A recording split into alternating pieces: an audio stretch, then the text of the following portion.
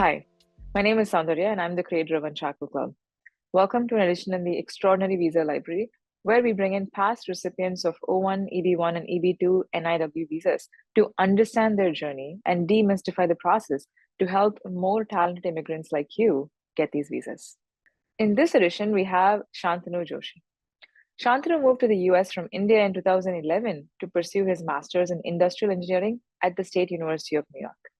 Post graduation, he wasn't picked in the H-1B lottery 2 times in a row. So, as a plan B, he applied for and got his O-1A visa approved after an RFE in 2016. Fast forward 6 years, and he applied for and got his EB-1A approved, despite setbacks with lawyers who told him he can't do it. Currently, he works as an engineering sales leader. Shantanu Joshi, ladies and gentlemen, let's dive in. I'm really excited to kind of kick off with the question of what motivated you to even pursue an extraordinary visa? So first of all, thank you so much, Soundarya, to invite me here. It's a privilege to be here. So just to answer your question, what motivated me is, while I was going through the process of F1 and O1, I really wasn't under the impression that, hey, EB1 is something where you need really extraordinary talent, and then it's only for the PhDs, so I shouldn't even go for it. And then subsequent research from me and my wife looked at it and then says, hey, the criteria are actually very similar to O1s. It's obviously the threshold might be a little bit higher, but we have been through this journey. So hey, let's talk to some lawyers and see what we can do. But one of the things that motivated me is obviously the freedom. I think it's easier to go in and out of the country. The travel was the most important thing. My grandparents are in their 90s, so I really need that freedom to go back and forth just in case if they need my help. And with the O1, it's obviously every 3 years you got to go to a consulate, get a visa stamp, and it's not really always easy these days, especially because the dates are not available. So my motivation was mostly like travel and freedom. So that was my motivation. And I think you might be honestly in the 90th percentile of immigrants who say that they want freedom. That's their motivation to pursue, especially a self-petition route where they don't even need an employer, right, at that point. But in your case, it sounds like you first got the O1 and then you got the EB1. So was the motivation to get the O1 also freedom, or was it something else in that case? Well, one of the things that why employer applied for H-1B in 2014 and 2015 actually. 2014, I started with the company late March, so the deadline was already over. So they applied in 2015, and then my application was not selected in the lottery, and same thing happened in 2016. So my employer, basically my bosses, said, hey, we really want you to be here because the company is growing well, you're doing a good job. So but if there is no other choice, there is nothing we can do. So we contacted the lawyer, and lawyer suggested to basically go for O1A. So at that time I had absolutely no idea about EB1. So that's very interesting, because it wasn't for the freedom that you got the O1. It was honestly out of desperation, it sounds like, that you didn't have a choice. correct. But kudos to the lawyer who suggested the O1, because it's not something lawyers that I've heard generally suggest as an alternative to H1. So that's fantastic. So when did you get to know about the EB1? And when you heard about it, did you immediately think I could apply for this? So that's a good question. So just to give a brief background about the last question as well. So the lawyer said that, hey, there is a visa for O1, but may not be really easy. We can try for it. That's the only thing we can do. But again, it's not going to be easy. And then thankfully we got it. But now coming back to the second question about EB1. So we were doing O1 at 2016, and then after 3 years we're gonna again do the O1.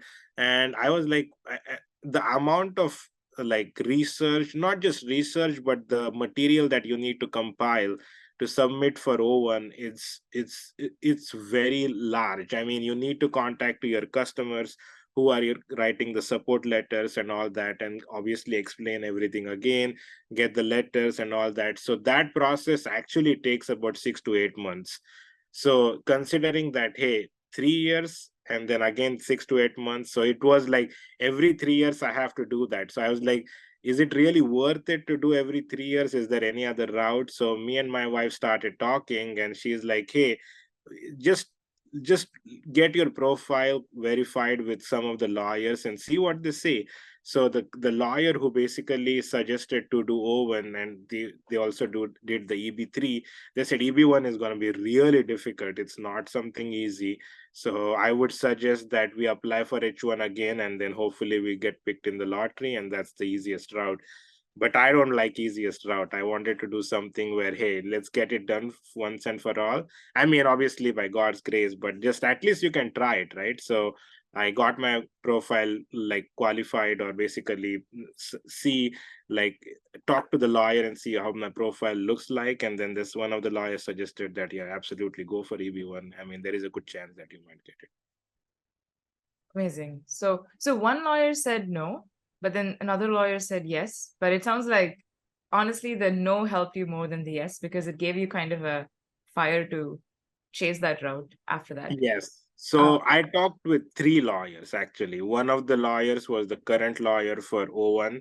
She said that we can try it, but it's going to be really difficult. So the second lawyer that I talked to, they said that you are even lucky to have an O1. It's I mean, your profile is not that great. So I was like, hey, I got O1 twice. I mean, I can be lucky once, but like twice.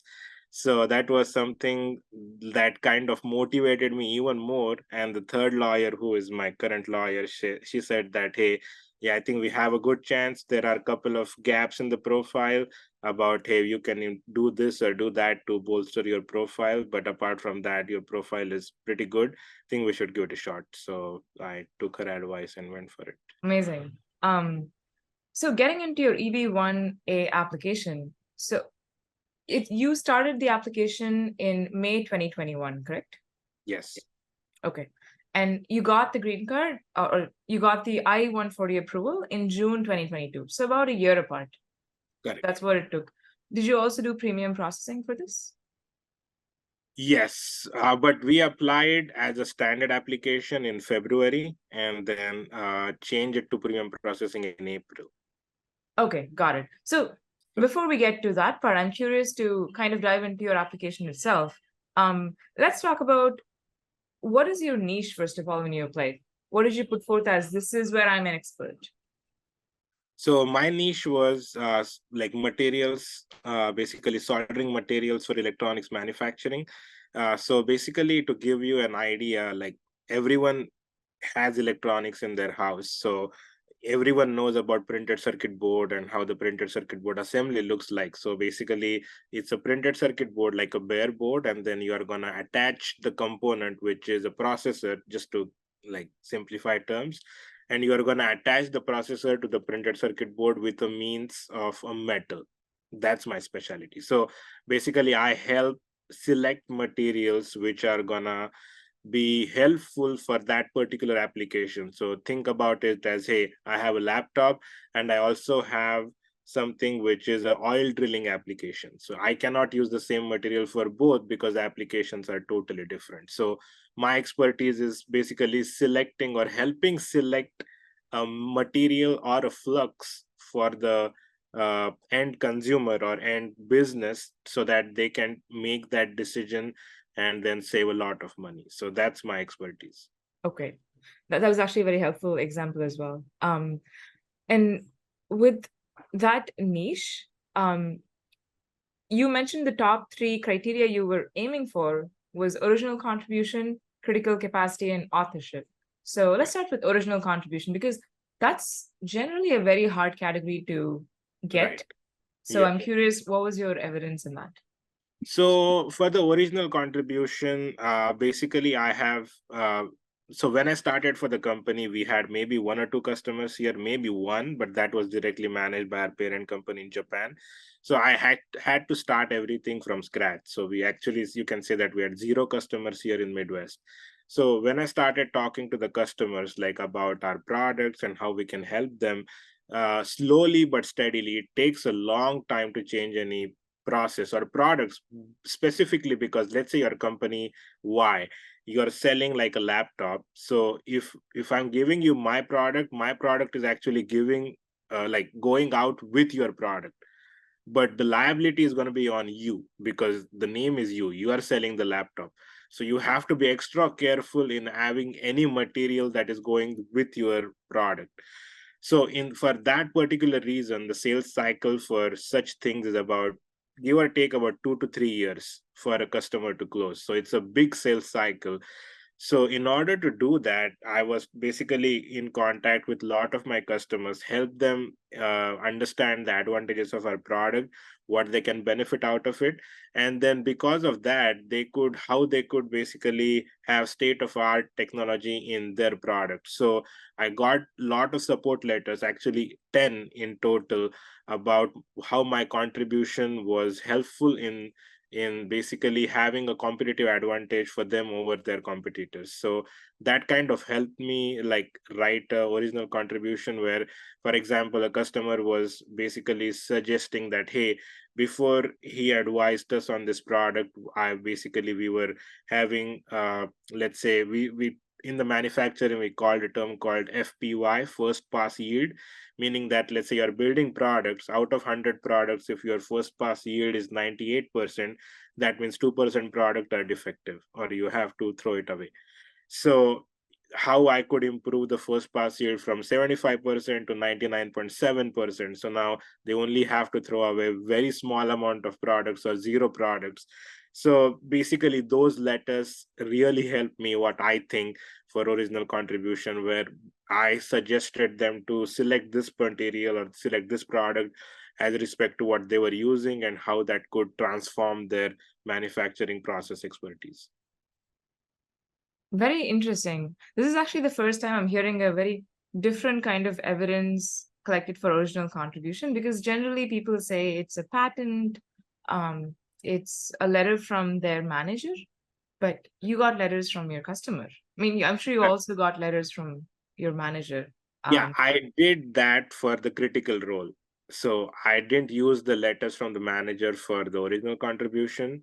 The original contribution, what I thought or what my lawyer suggested that, hey, if someone outside the organization is gonna tell the USCIS that, hey, this is what he did, this is what she did, or this is what is his original contribution in that particular project, so that's going to be a little bit more helpful. So I basically listened to her and got those Got it.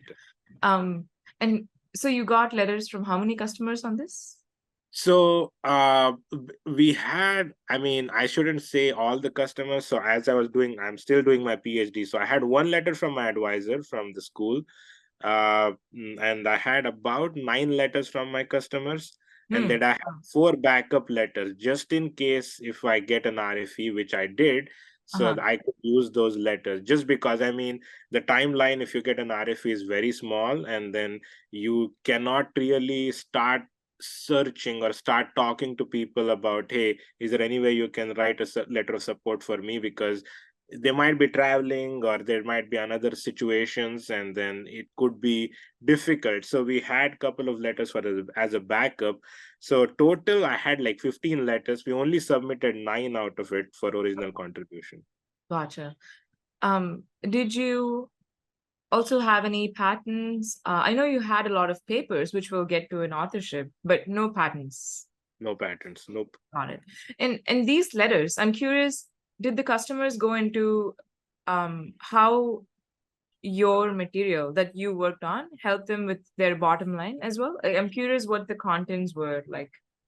So just to like give you an idea, so the majority of the letters talked about what was the problem that they were facing, how I helped them solve that problem, and what was the outcome. So the outcome was specifically mentioned in quantitative terms. Not always, but most of the letters, that they could improve the productivity by XYZ percent, they could improve the sales by XYZ percent, or they could have the competitive advantage that no one else in the world has, something like that. So not always quantitative, but like mixture of both qualitative and quantitative. So the letters were really nicely written from the experts, obviously, who wrote the letter, who basically are my customers. And then they also explained in the detail about how the product works in a simple terms, not really complex. Some of the letters had some images that were publicly available, like how the material is helping them basically gain a competitive advantage, and then where the material is used and all that. So Fantastic. Well, let's talk about the second category now, critical capacity. Also, not an easy category to generally obtain evidence for. So, critical capacity is where you played a critical role in a distinguished organization. So, it's like you have to submit evidence for both that you are critical and the organization is distinguished. So, yeah, let's talk about that. What did you submit for that?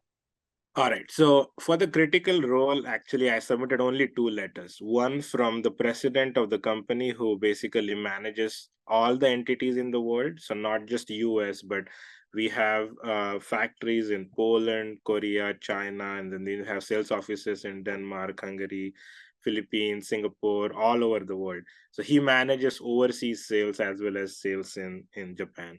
And then I got a letter from my manager, who is the general manager for US division.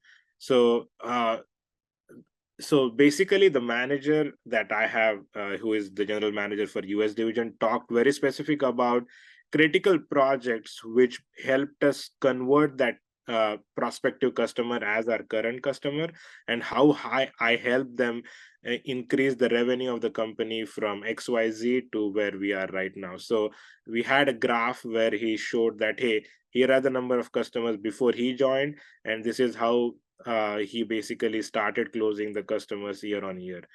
Same with the sales revenue. This was the sales revenue when he started. This is the sales revenue now. And then he talked in detail about how my, I would say, suggestions to the customer were helpful in gaining a competitive advantage, not only with that customer, but in general in the industry, about hey, this material is being used by, I mean, XYZ, and they're developing this product, and then this material is going to be, can be used for some other projects as well, because of the high reliability criteria that have. And then obviously talked about how many exhibitions that I exhibited to, how many papers that I presented or given a talk about our products specifically, and how those products help the customers. So that was a very long letter. That was, I would say, about 17 to 18 pages long, super long letter. But it talked in detail about very specific projects. And obviously, I told you that we had some graphs as well in the letter, which may have helped the USCIS to adjudicate the criteria. Uh, the letter from my president actually talked about a big picture. Like, we had not a lot of presence in Midwest, and Midwest we always looked at is as uh, a hub for automotive electronics, and we really wanted to show our presence. And then he helped close XYZ customers, and now because of him, we have a good, I would say, like a good stand ground, or good exposure in the automotive electronics in US. And because of that, we also got some business overseas, like in Asia, in Europe. And how would that resulted into like the sales or the profit of the company in general. So Thank you for a very detailed response. I've never heard of any letter that crosses honestly 4 pages. So it's it also sounds like you have very, very good bosses, yes, people who are no willing to question. go the extra mile to keep you on board. Yes. So for critical capacity, that's one part of it. The other part is to show that the company itself is distinguished. Did Right. you have, it sounds like your company has a global presence, so you probably didn't have much trouble with that, but I'm curious, Yeah. what were the evidence you submitted for that?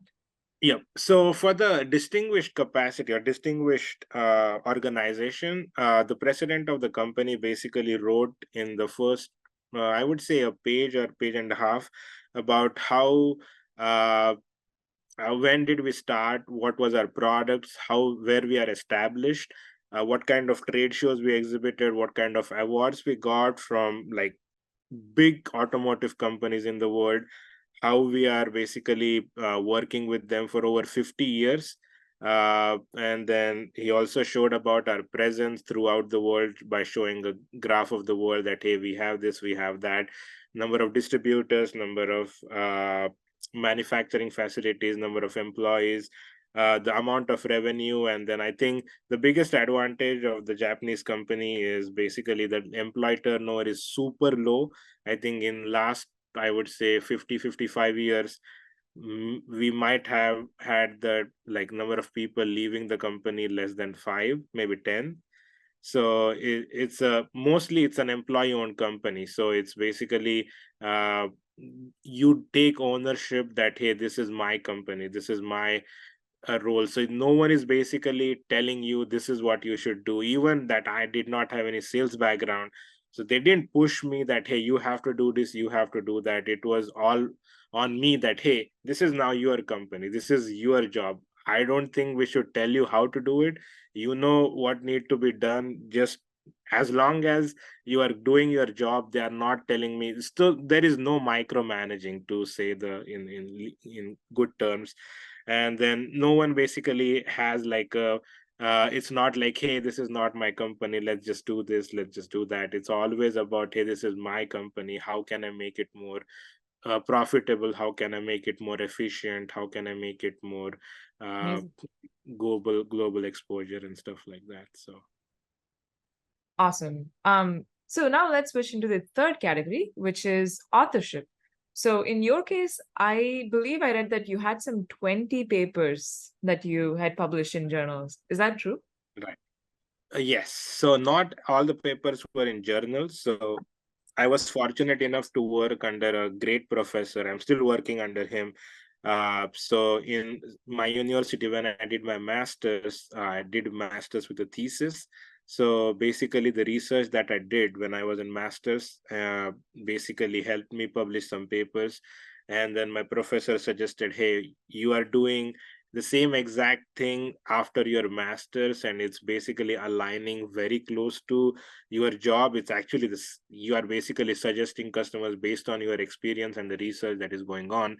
Why don't you go for a PhD, because it's going to help you tremendously, not in your just job but as a career as such.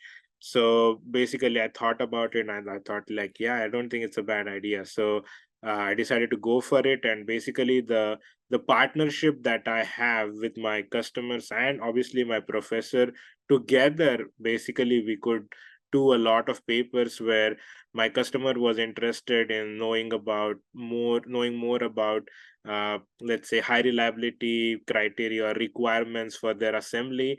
And then me and my professor could come in and then design an experiment based on what they want to look at it, and then basically do an experiment either with the help of at the school or with the help of our company lab, and then basically come up with like the findings that, hey, this is what we found out, and then let's, I think, publish that in a journal or a paper based on what we found out. So that actually helped me tremendously in generating more papers. And I was also fortunate enough or lucky enough to get an invite from Wiley publication to write a book chapter about solder paste and flux technology, which obviously what I'm working on, same what our company does. So I talked about in detail about what's the solder paste, what's the flux technology, what are the different ingredients, all that. And then I think that also helped me, I think, in the authorship criteria. Yeah, I'm sure, because Wiley is one of the biggest publishers. So I think that would have contributed a lot. So the are you currently doing your PhD? Are you in the middle of it right now? Right. So I am a PhD candidate. I finished my qualifier. I'm working on the research now. So hopefully by, if not end of next year, then early 2025, I hope to graduate sooner rather than later. It's taking a long time because again, this is not, I'm doing full time, just taking one course at a time. When I started my PhD and with the full-time job and with a kid at home, it's not really easy to dedicate time and then do research, but I'm on it. So hopefully in next year or so I should be able to at least defend my dissertation or write my dissertation. So No, it's incredible. Most PhD candidates file for an EB-1A or B much after they're done with their PhD, but you're one of those unique scenarios where you already have an EB-1A, even though you Right. haven't even finished your PhD yet. But Yes. but coming back to authorship, so it sounds like a lot of the papers were published through your PhD journey, and also your master's journey before. And I'm curious, was there anything else you did for authorship besides publishing academic papers in journals? Yes, actually. So, the industry that I'm in, electronics manufacturing, we have two trade shows, like the biggest trade shows that we have. One is called Apex, another is Productronica. So for IPC Apex, we actually submitted around 7 papers for my company, nothing to do with like basically the academia, more talking about I would say practical implications. So not a lot of theory involved. There is some, but not a lot of technical. So if you look at like papers from Acta Materialas or basically Journal of Electronics Manufacturing, you would see a lot of equations, lot of theory behind it. So the papers that we submit either for SMT International or IPC Apex, the expos, are more towards how that research is going to help me do practical things. So more about, hey, we have like 100,000 assemblies. We basically did, I don't know, print parameters optimization, and because of that, I don't have to clean my boards every 6 rounds. I can clean it after every 15 rounds. And you just, let's say if you make million boards, how much amount of money and time you are going to save. So something like that, where you are also talking about the practical implications and how that study or that particular project would help the industry in general. So it's more about how you can contribute or share your knowledge, that we call it in SMTA. So basically, whatever you have learned in the past or whatever your encounters are, you don't need to obviously like share the proprietary knowledge, but just common sense about, hey, this is what I did, anyone can do that, and this is what we found out. So it's just giving more knowledge to the people so that they don't have to make the same mistakes that we did. They can do something else. So they can make different mistakes. So I think I always believe that, hey, if someone has made that mistake twice, I think he has not read it properly. But if someone is making different mistakes, I think the people who are reading those mistakes are going to make some other mistakes, hopefully not the same mistakes again. So that's how the industry evolves. So I think that was also very beneficial in sharing the knowledge with the industry colleagues. Awesome. Talking about how much of your O1A evidence do you think was reused for the EB-1A versus getting entirely new evidence on top of it? Because I know O1 you got it in 2016, right? Right. And you And renewed it in then 2019. 2019, Right. yes. And then you filed for EB-1 in early 2022. So can you Correct. give me a percentage split? Hard to say though. I would say 30%, maybe 30 to 35, I think.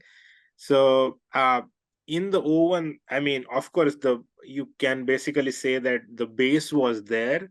So I just had to I don't know how to say it in the right words. So I just had to make it a bigger. So let's say that I had the framework, like what needs to be done.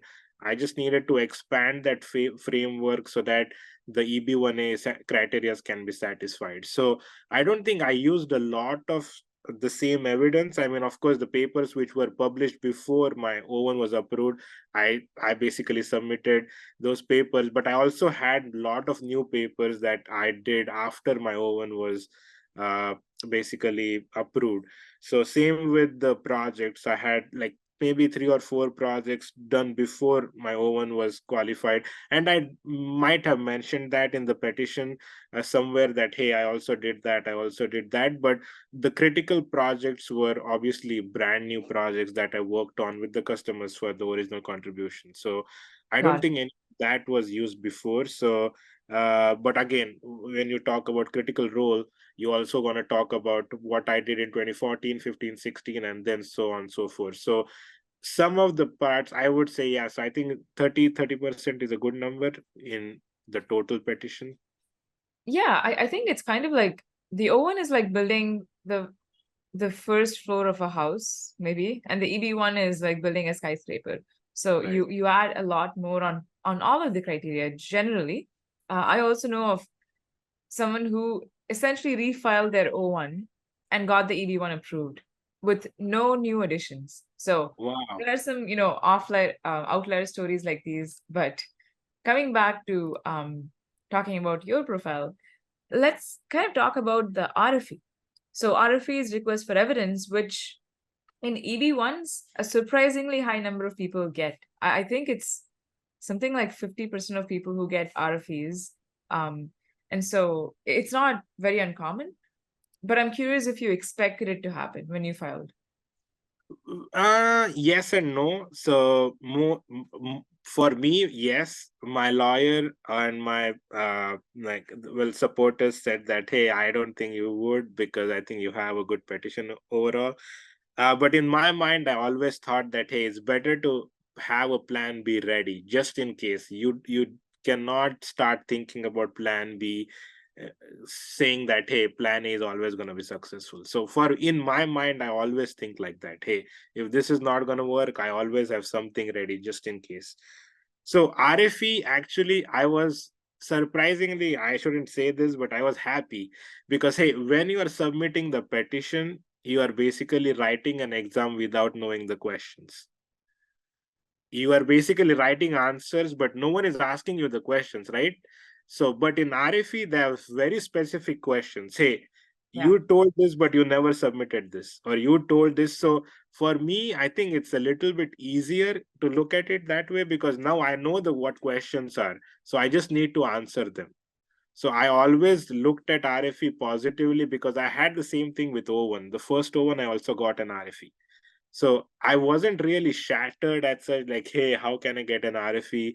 It's actually, I was pleasantly surprised, and then not surprised, but I would say that, hey, now I know what the questions are, that the officer might have some more clarification needed.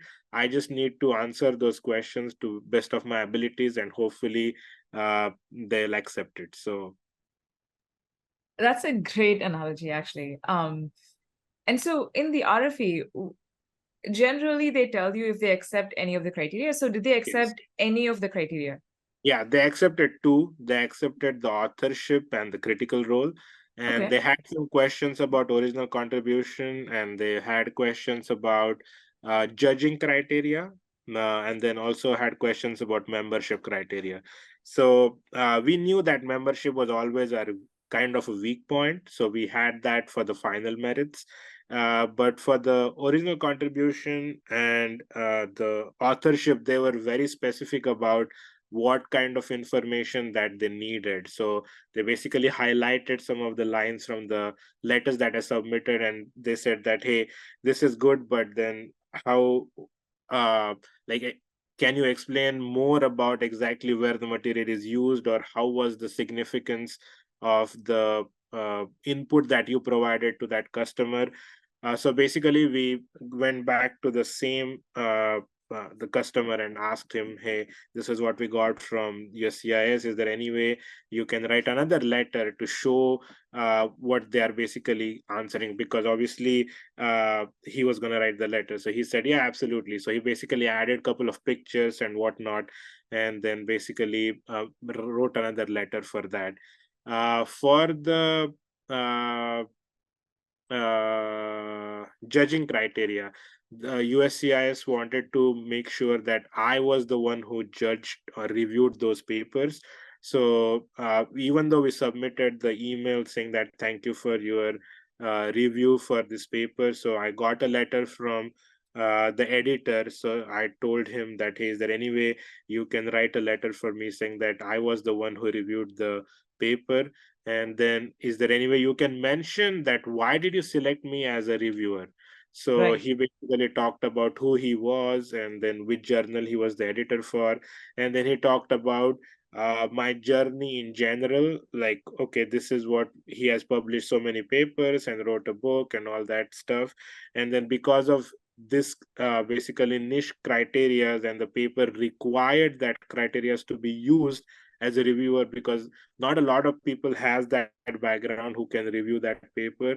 So he mentioned that, and then obviously talked about what was the manuscript number and when did I reviewed the paper, and then basically wrote that on the letterhead for the publisher. So pretty easy, I would say. It was very straightforward, nothing kind of very difficult to answer questions. So it and it also sounds honestly reasonable. Certain RFEs are quite absolutely. unreasonable, but in this case, it's reasonable, and also it doesn't require you to do another whole full-time project for 3 months. Rather, it's No, more going back and asking for more letters. right. And then some of the original contribution, I also got letters from people who have cited my work outside US, and then maybe that would also might have helped. So we had those letters, but we never submitted those, but we added those when we got an RFE. So Um, you know, something that people don't talk about often is the emotional tax that immigrants pay when they go through especially these very long processes like extraordinary visas. Because in your case, it's not just 1 year process. You came to the States in 2011. right. So you really went through, as you said, a decade-long process for this. I'm curious, when you think back, what helped you cope emotionally through this whole experience? Or was it a person? Was it a resource, a community somewhere? So I would say my wife and my parents more than anything. So in my EB1 journey, for sure, I mean, my wife did a lot of research about RFE and in general about EB1 as such. We used to take long walks, and then in the long walks, we always talked about, hey, this is what the criteria is, what can we submit? And then I basically told her exactly. I mean, she knew obviously what was I going through, so she knew most of the cases, but then some of the things that you think that, hey, I don't think that's very useful, so why to even like write that? So I would say that talks with my wife and my parents basically helped me that, hey, I think it's the lawyer can make the final decision whether to include that in the petition or not, but it's your job to tell them exactly what you have worked on.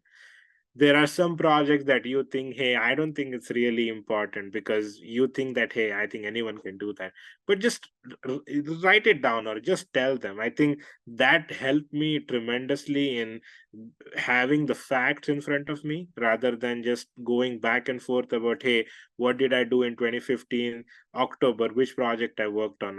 I knew exactly what I worked on, how many projects. So basically I have a diary that I write my notes, basically who I visited last month, who basically which projects are going on, what did I help them, what did they help me in general. So if you have everything documented, it's very easy to just pick and choose what you need to compile a petition. So Absolutely. no, I was gonna say that I wish that I knew about the community. That, I mean, you have like a huge community and the Thank you. followers. Then you also do a newsletter. So Aditi does the same thing. So I didn't know any of the resources back then. I was just basically doing my own thing. With obviously, I had a great fortune of having a phenomenal lawyer. So very thankful to Dobrina. So I think her resources and everything that she helped me is tremendous. And then she was always giving me like, hey, I think you have a great profile, don't worry, it's gonna happen, just That's hang amazing. in. Wow. So yeah, the lawyer, absolutely, I mean, she's more than a friend, more than a lawyer, she's more of a friend now, so it's great. So Yeah, I think it sounds like you have a fantastic wife and partner. And yes. the goal of, the community is also to help more people like you. You are kind of once again an outlier because you are very proactive. You did the entire process yourself. You figured this out without any resources helping you. So um, I want to come to the last few questions I had for you. Sure. You kind of talked about what was most helpful and encouraged you to the process. I'm curious, what did you think was lacking? Something that you felt, oh, I wish I had this right now. Like when you got your RFE, maybe, or another emotional moment during the journey. I would say that more resources or more stories of people, because I shouldn't say it's a taboo, but people usually don't come out and talk about what they have like gone through. So just because they don't want to share that with everyone else or anything like that, but if I had more, I would say that resources about, hey, here is the criteria, this is what I did. Doesn't mind, I mean, I don't think that I'm going to copy him or her what they did. It just gives me more ideas about, hey, yeah, maybe I should do this or maybe I should do that. I think that would have definitely helped me maybe reduce the process and, like, I would say, get the burden a little bit down, I would say. But I can always say this to everyone, that I don't think you should do EB1 just to get an EB1. EB1 is a point, it's, or I would say that a culmination of the entire career that you are going to develop. So even if you don't get an EB1, the process that you are going to go through is going to basically make you more successful and better version of yourself, I would say. So Absolutely. And I remember reading this in Good Economics for Hard Times. It's by the Nobel laureates Abhijit and Estelle de Furlow. So they talk about how immigrants are generally not the richest, or I like to think even the smartest people around sometimes, but immigrants are the most resilient people that you'll find because of all these hoops that we kind of tend to jump through in the process. With that thought in mind, my last question to you is, if you had to do this whole process again, the last decade, is there something that you would do differently? Like, what advice would you give a younger Shantanu who is currently just entered their master's program right now? I would say that uh, don't think about like the future as such. I would say that enjoy the present, and then always try to see what can you do to become better. So I think that basically sales was never my background. I did something where I used to do a lot of R&D. All my life I was in R&D. But then I thought, hey, I think I should do something out of my comfort zone. So my advice to everyone who is basically hesitant to do something new in life, that get out of your comfort zone. Unless and until you don't get out of your comfort zone, the chances of success are, I shouldn't say zero, but small. Because, for example, now you are an immigrant. So when you left your country, came here, or wherever you have gone, you obviously have stepped out of your comfort zone. But now you become more and more comfortable the more and more number of days you stay in that country or the place that you are in. And then you kind of get complacent. So once you do that, hey, I can do this, I can do that, change, you need to do that. So you have to do something out of your comfort zone. I shouldn't say every day, but I should say that every certain number of years or certain number of months, you Right. should try and do something which gets you out of that comfort zone and become, like, not nervous as such, but more anxious, that, hey, what can I do to become better at this or better. So I mean, that's what I would say. So I love it. Seek discomfort. um, Thank you so much, Anthro. I'm sure, someone who's listening to this is probably thinking, is more hopeful because of you and your story. And the thank you. fact that they can do it, even if a lawyer tells them that you're not ready yet, and they could be ready in a few months. So Yep. thank you so much for this. Thank you, Sandhya, for the opportunity. Really appreciate your help. So Absolutely. Hi again. Thank you so much for watching that. If you're not part of the Unshackled community yet, check unshackled.club to join hundreds of extraordinary immigrants and get access to free consults with lawyers, weekly events and masterclasses, a resource hub, discussion forums, and most of all, a roadmap to reach your goal. Thank you.